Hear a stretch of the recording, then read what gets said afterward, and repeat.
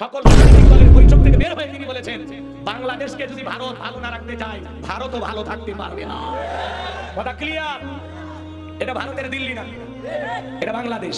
আজকে প্রধান উপদেষ্টার সাথে বাংলাদেশের সমস্ত রাজনৈতিক দলের নেতারা বৈঠক করেছেন। এইটা দেখে অলরেডি তারা ষড়যন্ত্র করতেছে, ওদের বুকে কম্পন সৃষ্টি হয়েছে। সেখান থেকে বের হয়ে আল্লামা মামুনুল হক বলেছেন, দেশের স্বার্থে আমরা সবাই ঐক্যবদ্ধ। আল্লাহু আকবার বলেন। দেশের স্বাধীনতা রক্ষা করার জন্য আমরা সবাই কি ঐক্যবদ্ধ।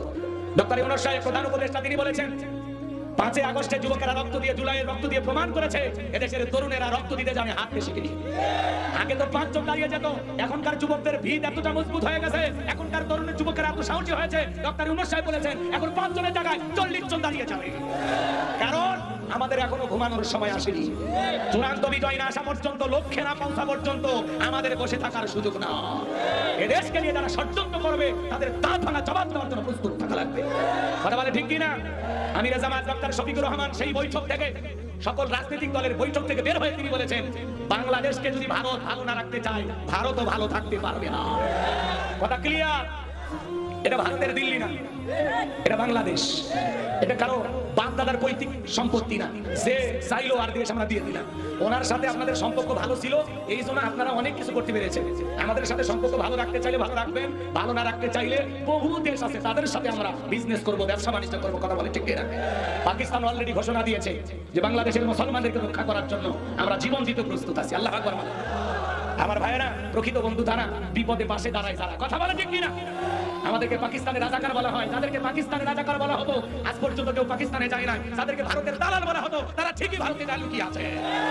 এই জন্য পরিষ্কার বলবো, এই দেশকে নিয়ে চক্রান্ত ষড়যন্ত্র করা বন্ধ করে দেয়, না হলে সামনে কিন্তু অনেক কঠিন জবাব দেওয়া লাগবে। আল্লাহ যারা ষড়যন্ত্রকারী ওদেরকে যেন হেদায়েত দান করে। জোরে বলুন আমিন। সকল রাজনৈতিক দলের সাথে বৈঠক করে যে সিদ্ধান্ত খুব অচিরে আলহামদুলিল্লাহ আপনারা একটা সুসংবাদ শুনতে পারবেন। আল্লাহ কবুল করেন। জোরে বলুন আমিন। আর একটু জোরে বলুন আমিন। অষ্টহার আমাদের কি মাতৃভূমি নিয়ে কেউ ষড়যন্ত্র করবে, দেশের স্বার্থে, এই দেশের সার্বভৌমত্বকে ঠিক রাখার জন্য আমরা সবাই কারা কারা ঐক্যবদ্ধ? 2 হাত তুলে দেখান। লিল্লাহি তাকবীর। আমরা আমাদের প্রিয় মাতৃভূমির জন্য জীবন দিতেও রাজি, জীবন নিতেও রাজি। এ কথা কন, বাঘের বাচ্চার মতো কথা বলবেন, ভয় পাওয়ার দরকার নাই। এখন তো প্রধান উপদেষ্টা উনি অন্তর্বর্তীকালীন সরকার, কিন্তু যতদিন পর্যন্ত রাজনৈতিক ভাবে কোনো দল প্রধানমন্ত্রী না হচ্ছে ততদিন পর্যন্ত আমরা প্রত্যেককে এক একজন সরকার। আমার দেশের দিকে কাউকে আমরা পাকা চোখে তাকাতে দেব না। কথা ক্লিয়ার? আমরা এখন সবাই কি সরকার, আমরা সবাই কি খুশি না গাজা? সরকারের ভালো লাগতেছে না? আচ্ছা ঠিক আছে, খুশি থাকেন।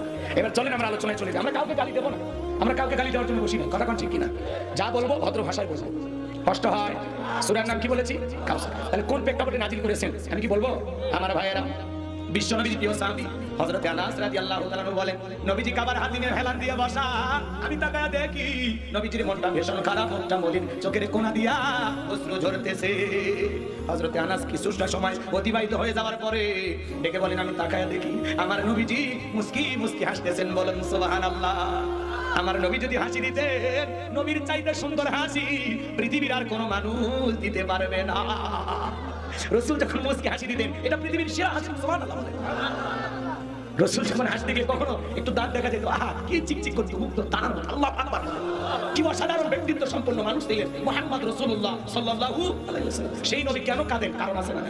আমার নবী কেন কাঁদেন, কেন হাসেন, এর পিছনে কি রহস্য?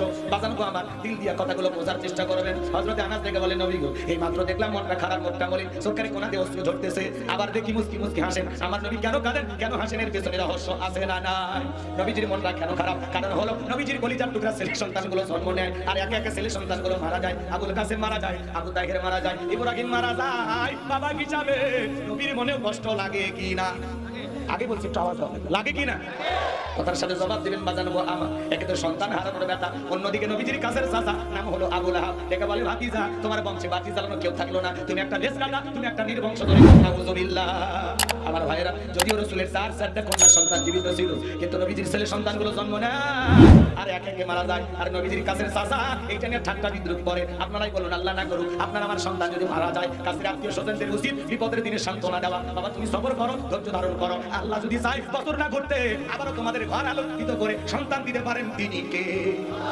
ভালো করে বুঝবেন বাজান। কিন্তু নবীজির চাচা আবু লাহাব এতটাই খারাপ, একে বলে, ভাতিজা তোমার বংশে বাতি জ্বালানোর কেউ থাকলো না, তুমি একটা লেজ কাটা, তুমি একটা নির্বংশ ধরে। কন্যা নাউযুবিল্লাহ। আপনার আমার নবী সন্তান এই পৃথিবীর জমিনে কেন জীবিত থাকলো না? কেন তারা শিশুকালে মারা গেলেন? আল্লাহ তাআলা কেন তাদেরকে শিশুকালে উঠিয়ে নিলেন? অনেক পয়গম্বরের সন্তান জীবিত ছিল, কিন্তু বিশ্বনবী একটা ছেলের সন্তান কেন জীবিত থাকলো না?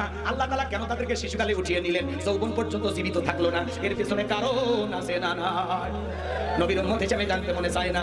নবীদের ছেলে সন্তানগুলো শিশুকালে বিদায় নেওয়ার পিছনে কারণ আছে তিনটি। জোরে বলেন কয়টি? নবীর উম্মত হিসেবে কারা কারা জানতে চান? দুই হাত তুলে দেখা, লিল্লাহি তাকবীর। নবীদের ছেলে সন্তান কেন মারা গেল?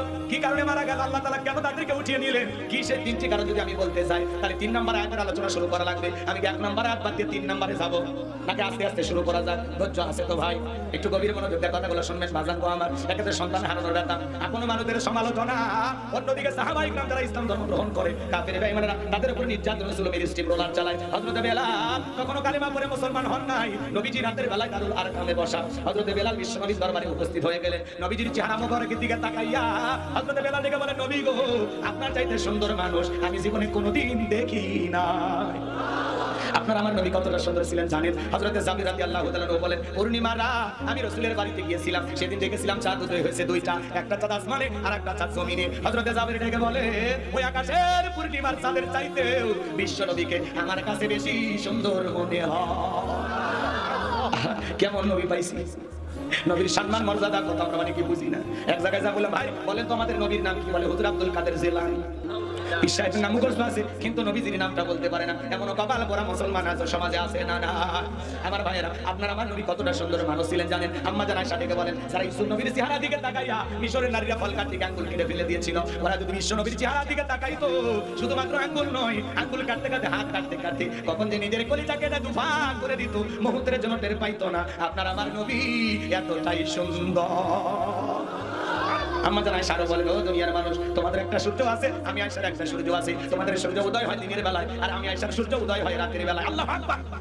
আম্মা জান আয়েশা একদিন শিলার কাজ করতেছিলেন, হাত থেকে সুইটা বলে গেল, বাতিতে কোনো তেল ছিল না, বাতি চালাতে পারলেন না। অপেক্ষায় বসে থাকলেন। বিশ্বনবী আসার সালাত আদায় করার পরে ঘরের ভিতরে প্রবেশ করে সর্বপ্রথম আম্মা জান আয়েশাকে আমার নবী সালাম দিলেন। নবীজি ঘরে ঢুকে আম্মা জান আয়েশাকে কি দিলেন? আপনি যখন বাড়িতে প্রবেশ করবো বউকে সালাম দেওয়া দরকার আছে না?